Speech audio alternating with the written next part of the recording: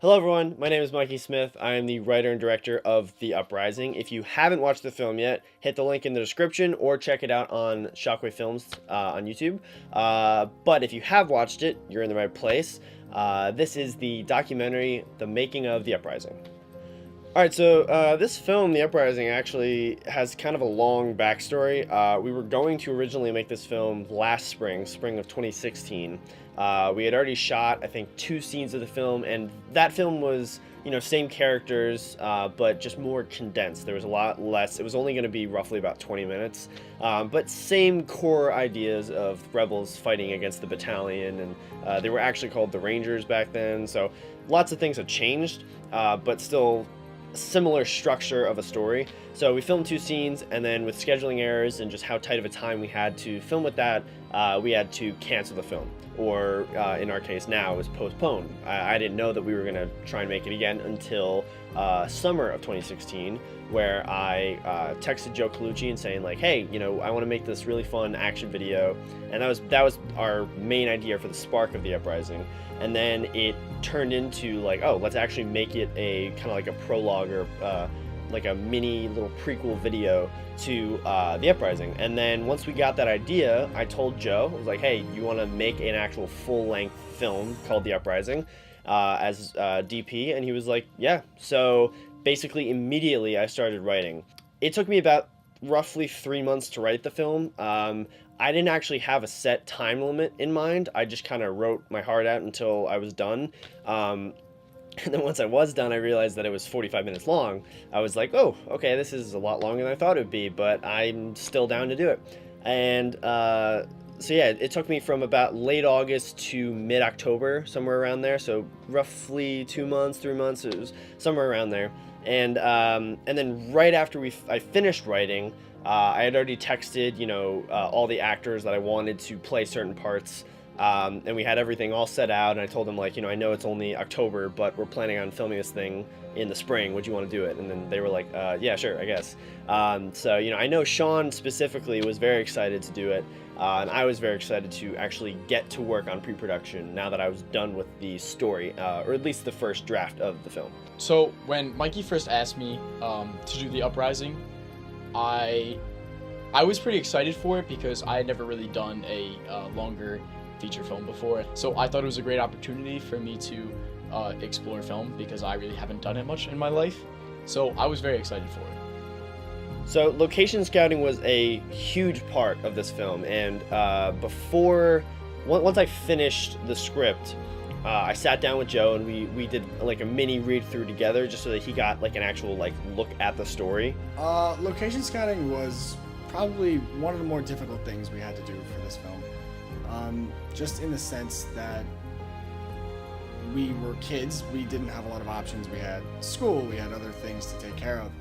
But there's something to be said about two kids who found time to scout these locations, to find the time to do the prep work, the grunt work that nobody wants to do, but is so necessary to help the visual look of the film and to help it look professional. When we would drive around on a Saturday for 6 hours and just look at what this location looks like versus that one, and what we could shoot there versus this one, and then it was a difficult process, and it was kind of tedious, but it was very, very worth it. So as most people know, if you've watched any of my films or any films on this channel, I love action, and although this film does have a lot of action elements, it is a war drama. But there is one fight scene that is a pretty big part of the story, as far as it's like the big climax at the end of the film, and it really had to be special and big and explosive. So we had to make sure that we had the right people to do that, and I guess in our eyes it was me and Joe. When we see action scenes in movies, there's generally a few different fight scenes and a few different action-oriented scenes. This is a very action-oriented film. However, its main focus is more on firearm combat. Me and Joe wanted to go for more of a grounded fight choreography. We've seen stuff that's really over the top, like a superhero movie, or we've seen something really kind of more like gritty and a little bit more realistic. We wanted to try and find that middle ground. The stark difference in fight styles was probably the hardest part of it, being that we had to portray Lieutenant Volroff as more of a trained by the books fighter who was had a very generic, very paint by numbers sort of fight style, where he was straight punches, very clean cut, very trained. Sean, Ivan's character, is very quick. You know, he's very on his feet. He's never really had to fight someone that has had more training than him. You know, he's kind of on the run, learning from himself and trying to gain experience that way. That was a huge part to try and make sure that we nailed that fight choreography, and me and Joe did a lot of practicing to make sure we broke it down into chunks and made it the best it could be. All right, so our first costume fitting was it was the day after Thanksgiving. We had Sean, Mikey, Wyatt, and our friend Josh. The costume fitting, we just put on some cool costumes. That was my reaction. I thought they were all very detailed, and I was happy with the amount of detail that he put into it. You know, it's funny because when we found the right tactical vest for everyone, and the right gloves, and the right belts and pants and boots and everything, it took us a decent amount of time to find the right formula, basically, but we had variables in place. It's just that some things they just looked off. And then the script read through, it was the first time that we actually read through the script together, and I had revised the script a couple times to, you know, fix any small errors or tweak areas that I didn't really like, or, you know, whatever. And it was really cool to actually, like, because, you know, when you write a script, you sometimes will say out loud what you're saying just to make sure it sounds right. So I was kind of tired of hearing myself. So once I heard Sean and Mikey like banter back and forth, or, you know, like just do their dialogue, it was really a cool feeling for me. Mainly the script reading. When I was reading the script, I was very intrigued as to how Mikey Smith was going to pull it off, because knowing that this is a student film and we don't have a lot of money to spend on it, especially the, one scene in particular, the convoy scene, I was thinking, how is he gonna do this? I didn't get it, and I didn't understand how he was gonna do it. I didn't even ask a question because I knew he was gonna do something. But so as a director and a writer, I'm not just in charge of making a story that I can believe in and like and really, you know, trust, and trying to make sure that it's the best it can be. But I can't do that by myself. I have to pick the right crew. And, you know, a cast can do its great job, but I can't do everything by myself. As great as it is to have a great sound person, a great camera person, the huge thing that was really important to me was having an assistant director that knew what she was doing. And in this case, I picked Olivia Hanwald to be my assistant director. As an assistant director, basically you're kind of like a glorified secretary. If there was someone on site that we didn't want to be there, I would go talk to them and see if we could make arrangements for them to move. If there was any extras on set that didn't really know what they were doing, they would come to me and ask me where they should be, what they should be doing. And if there was any jobs that nobody was there to do, I did them.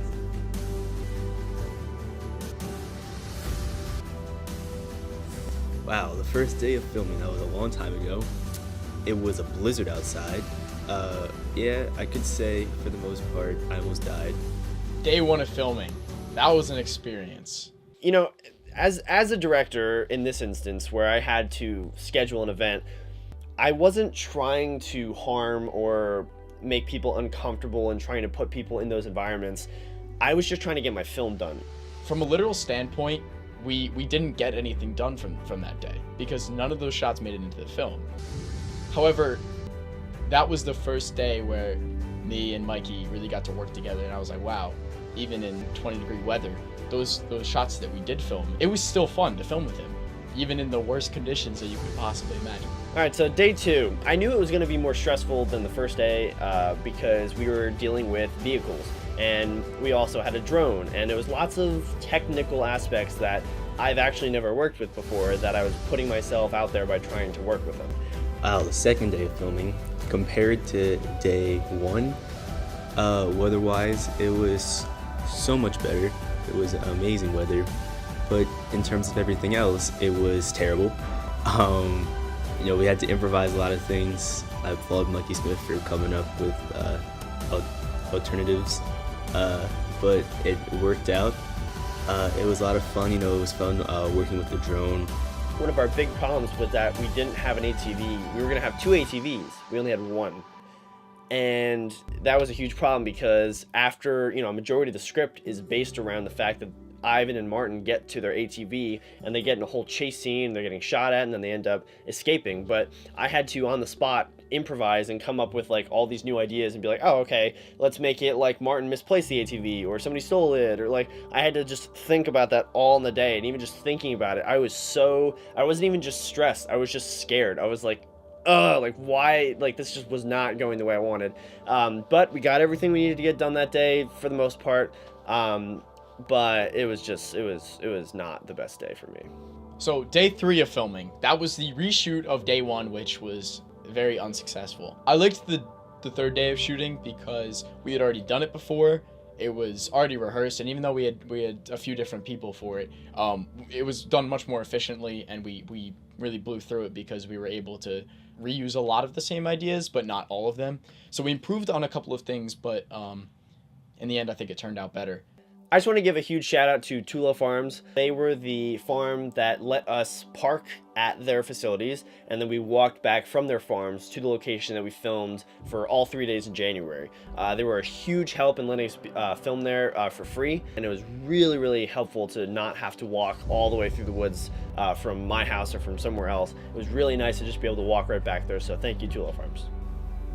So the first day back, it was challenging because it was almost like you could see like how it evolved from the beginning. So day 4 of filming was fun because it was our first nighttime scene, and the first part of that shoot was Martin yelling at my character Ivan about me having hit the convoy, which is a scene we filmed later in the year. I really liked it because we were able to utilize a lot of tools like the lights for the campfire, and all around, it was just a really cool experience technically. Acting was a lot of fun. There were a lot of new people there that hadn't been there before, so I think it was a really good experience.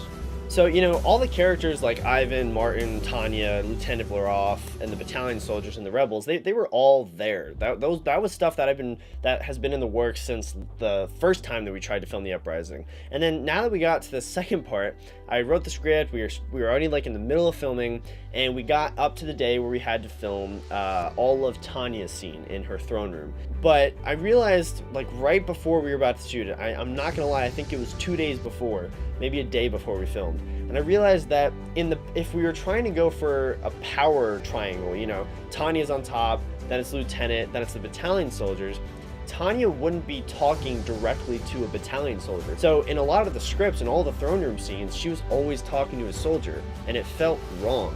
So I realized, I was like, I gotta add someone in there that can actually make it make sense and add like another element to the film. My character was introduced the week of filming, and I was told about the filming the day before, and I was really excited. I was so interested in being a part of this project from the start when I first heard about it, and I really had no choice but to immerse myself fully and immediately, and just stay focused the entire time, because there wasn't any spare time to mess around, and because I had to focus so strong, I really got into the head of this character, being how he's someone that may be misrepresented by the public, because they see him in one light when really behind the stage there's somebody else that's making the decisions for him. I really tried to make this character different from everyone else. Ivan and Martin and the rebels versus the battalion and Tanya, it's good versus evil. You've heard it before, but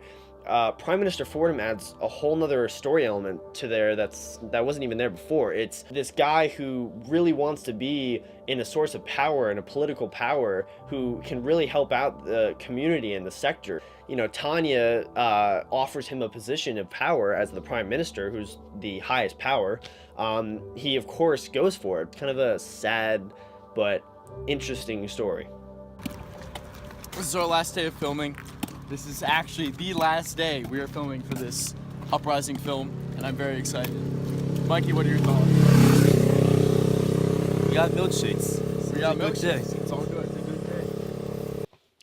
So filming the emotional scene, it's a really important scene character-wise. Story-wise, we could have gone without the scene, but character-wise, it's really crucial to really show the audience how Ivan has been holding back this truth about his past and how his mother was brutally murdered and his whole village was destroyed.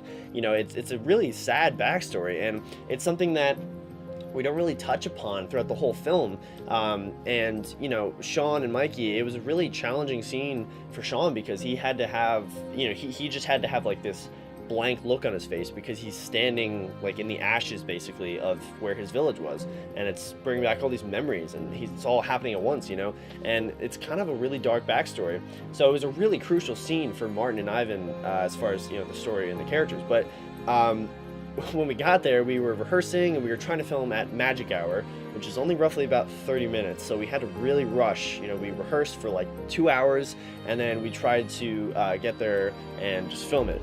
And then when Joe arrived, well, his camera just didn't work. It wouldn't turn on, and we didn't have anything else to shoot with, and it kind of messed up the whole day, and we had to leave because we just couldn't sit around and do nothing, so we just left.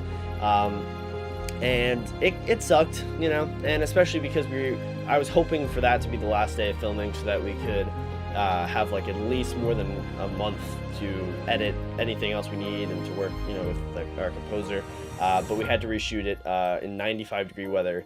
I felt really bad for Sean and Mikey, but they pushed through it because they knew that they wanted to get the film done on their end. So, you know, shout out to them for really pushing through that really tough scene.